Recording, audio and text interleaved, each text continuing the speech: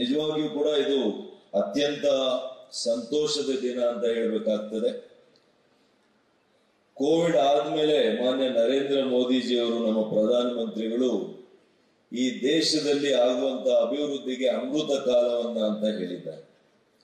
ಆ ಅಮೃತ ಕಾಲದಲ್ಲಿ ರೇಷ್ಮೆ ಮಂಡಳಿ 75 ವರ್ಷಗಳನ್ನ ತುಂಬುವಂತಹ ಮಹತ್ವ ದಿನ ಕೂಡ ಇವತ್ತು ಅಮೃತ ಕಾಲದಲ್ಲಿ ಆಗ್ತಾ ಇದೆ ಅಂತಂದ್ರೆ ಇದಕ್ಕಿಂತ ಸೌಭಾಗ್ಯ ಇನ್ನೊಂದಿಲ್ಲ ಅಂತ ಹೇಳಲಿಕ್ಕೆ ಬಯಸ್ತೇನೆ. ಈ ದೇಶದಲ್ಲಿ ಸುಮಾರು 26 ರಾಜ್ಯಗಳಲ್ಲಿ ರೇಷ್ಮೆಯನ್ನ ಬೆಳೀತಾ ಇದ್ದಾರೆ. ಕರ್ನಾಟಕದಲ್ಲಿ ರಾಮನಗರ, ಕೋಲಾರ, ಚಿಕ್ಕಬಳ್ಳಾಪುರ, ಬೆಂಗಳೂರು ಗ್ರಾಮಾಂತರ ಈ ಜಿಲ್ಲೆಗಳಲ್ಲಿ ಬಹಳ ಪ್ರಮುಖವಾಗಿ ಬೆಳೀತಾ ಇರ್ತಕ್ಕಂಥದ್ದು. ಬಹುಶಃ ನಾನು ಕುಮಾರಣ್ಣವರು ಇದೇ ಭಾಗದಿಂದ ಪ್ರತಿನಿಧಿಸ್ತಾ ಇದ್ದೇವೆ. ನಮ್ಮ ರೈತರ ಕಷ್ಟವೂ ಗೊತ್ತು, ರೈತರು ಯಾವ ರೀತಿ ರೇಷ್ಮೆಯನ್ನ ಇವತ್ತು ಎಲ್ಲ ಕಷ್ಟಗಳ ನಡುವೆ ಇವತ್ತು ಇಲ್ಲಿವರೆಗೂ ಬಂದಿದ್ದಾರೆ. ಇದಕ್ಕೆ ನಿಜವಾಗಿಯೂ ಕೂಡ ಮೊದಲನೇದಾಗಿ ನಾವು ಅಭಿನಂದಿಸಬೇಕಾಗಿರ್ತಕ್ಕಂಥದ್ದು ನಮ್ಮ ರೈತರನ್ನ ಅಂತ ನಾನು ಹೇಳಲಿಕ್ಕೆ ಬಯಸ್ತೀನಿ. ನಮ್ಮ ಮನೆಯಲ್ಲಿ ನಮ್ಮ ತಾತನವರು ಕೂಡ ಹಿಂದೆ ರೇಷ್ಮೆಯನ್ನ ಬೆಳೀತಾ ಇದ್ರು. ಹಾಗಾಗಿ ಒಂದು ರೇಷ್ಮೆ ಹೇಗೆ ಬೆಳಿಬೇಕು ಅನ್ನೋಂಥದ್ದನ್ನ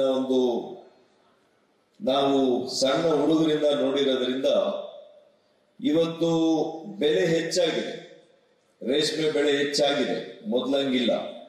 ಆದರೂ ಕೂಡ ತಂತ್ರಜ್ಞಾನ ಆವಿಷ್ಕಾರಗಳು ಮುಂದುವರೆದ ಮೇಲೆ ಇವತ್ತು ರೇಷ್ಮೆ ಮೊದಲೆಲ್ಲ ಕಡಿಮೆ ಇಳುವರಿ ಬರ್ತಾ ಇತ್ತು, ಇವತ್ತು ಹೆಚ್ಚು ಇಳುವರಿ ಬರ್ತಾ ಇದೆ.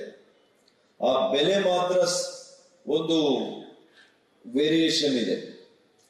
ಅದು ಚೈನಾ ಗೂಡಿಗೂ ನಮಗೂ ಹೋಲಿಕೆಯನ್ನು ಮಾಡ್ತಾರೆ. ಬೈವೋಲ್ಟಿನ್ ತಳಿ ಏನಿದೆ ಅದು ಕೂಡ ಇತ್ತೀಚಿನ ದಿನಗಳಲ್ಲಿ ಹೆಚ್ಚಾಗಿದೆ. ಅದು ಕೂಡ ಬಹಳ ಯಶಸ್ವಿಯಾಗಿ ನಮ್ಮ ರೈತರು ಬೆಳೀತಾ ಇದ್ದಾರೆ. ಮತ್ತು ರೇಷ್ಮೆ ಇವತ್ತು ಈ ರಾಜ್ಯದಲ್ಲಿ ನಾವು ಯಾರನ್ನಾದ್ರೂ ಸ್ಮರಣೆ ಮಾಡಬೇಕು ಅನ್ನೋದಾದ್ರೆ ನಾವು ನಾಲ್ವಡಿ ಶ್ರೀ ಕೃಷ್ಣರಾಜ ಒಡೆಯರ್ ಅವರನ್ನ ನಾವು ಖಂಡಿತವಾಗಿ ಕೂಡ ನಾವು ಸ್ಮರಣೆ ಮಾಡಬೇಕು. ಯಾಕೆಂದ್ರೆ ಅವರು ಬ್ರಿಟಿಷ್ ಲಂಡನ್ಗೆ ಹೋದಾಗ ರಾಣಿ ಎಲಿಜಬೆತ್ ರವರನ್ನ 1912ರಲ್ಲಿ ಅವರ ಪಟ್ಟಾಭಿಷೇಕಕ್ಕೆ ಹೋದಂತ ಸಂದರ್ಭದಲ್ಲಿ ಅವರು ಅವತ್ತು ರೇಷ್ಮೆಯನ್ನ ಉಡುಗೆಗಳನ್ನ ನೋಡಿ ಅಲ್ಲಿ ಪ್ರೇರಿತರಾಗಿ ಆ ರೇಷ್ಮೆ ನಮ್ಮ ಮೈಸೂರಿನಲ್ಲೇ ನಾವು ಬಂದು ಮಾಡಬೇಕು ಅಂತೇಳಿ ಅವತ್ತೇ ಜರ್ಮನಿಯಿಂದ ಸುಮಾರು ವಿದ್ಯುತ್ನ ಮಳಿಗೆಗಳನ್ನ ತಂದು ಅವತ್ತಿನಿಂದ 1912ರಿಂದ ಕೂಡ ನಮ್ಮ ರೇಷ್ಮೆಯನ್ನ ಇಲ್ಲಿ ಬೆಳಿಲಿಕ್ಕೆ, ಅದನ್ನ ರೇಷ್ಮೆ ಒಂದು ಕೈಗಾರಿಕೆಯಾಗಿ ಒಂದು ಉದ್ದಿಮೆಯಾಗಿ ಬೆಳಿಲಿಕ್ಕೆ ಅವರು ನಿಜವಾಗಿಯೂ ಕೂಡ ಬಹಳಷ್ಟು ಉತ್ಸಾಹವನ್ನ ಒಂದು ಪ್ರೇರಣೆಯನ್ನ ಕೊಟ್ಟಿದ್ದಾರೆ. ಅದಕ್ಕೆ ಅವ್ರನ್ನ ಈ ಸಂದರ್ಭದಲ್ಲಿ ನಾವು ಸ್ಮರಣೆ ಮಾಡೋಣ.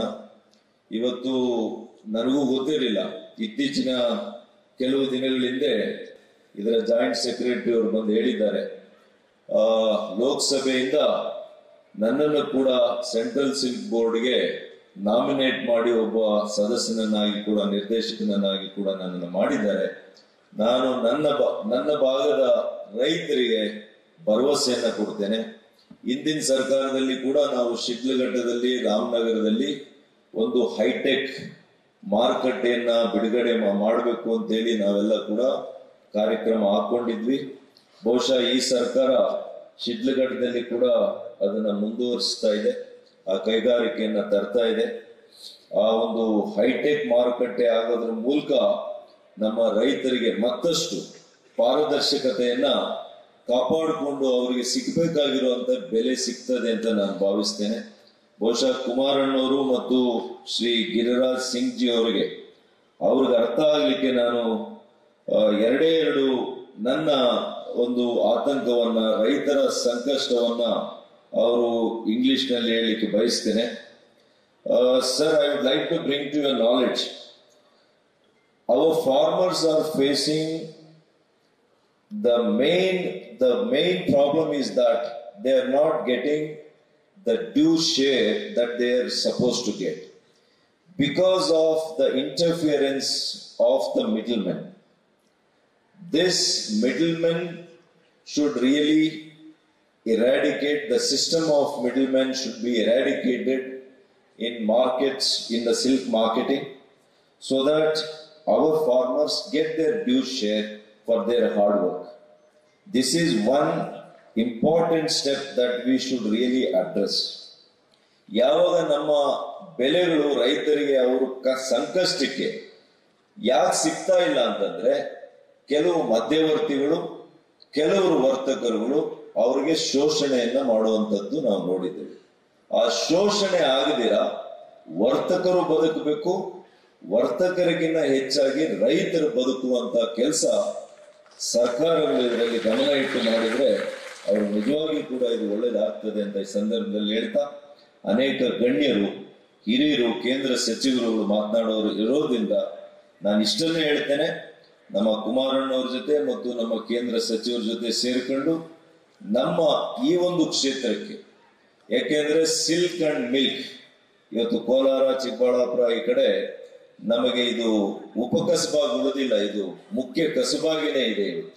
ಹಾಗಾಗಿ ಸಿಲ್ಕ್ ಅಂಡ್ ಮಿಲ್ಕ್ ಇವೆರಡಕ್ಕೂ ನಾವು ವಿಶೇಷ ಒತ್ತನ್ನು ಕೊಡುವ ನಿಟ್ಟಿನಲ್ಲಿ ಕೇಂದ್ರ ಸರ್ಕಾರದಿಂದ ನಾವು ಏನು ಕೊಡಬೇಕು, ನಾವು ಖಂಡಿತವಾಗಿಯೂ ಕೂಡ ರೈತರ ಜೊತೆ ಇದ್ದು ನಿಮ್ಮ ಸಂಕಷ್ಟ, ನಿಮ್ಮ ಧ್ವನಿಯಾಗಿ ನಾವು ದೆಹಲಿಯಲ್ಲಿ ಕೆಲಸ ಮಾಡ್ತೇವೆ ಅಂತ ಹೇಳಿ ನನ್ನ ಮಾತನ್ನು ಮುಗಿಸ್ತೇನೆ. ನಮಸ್ಕಾರ.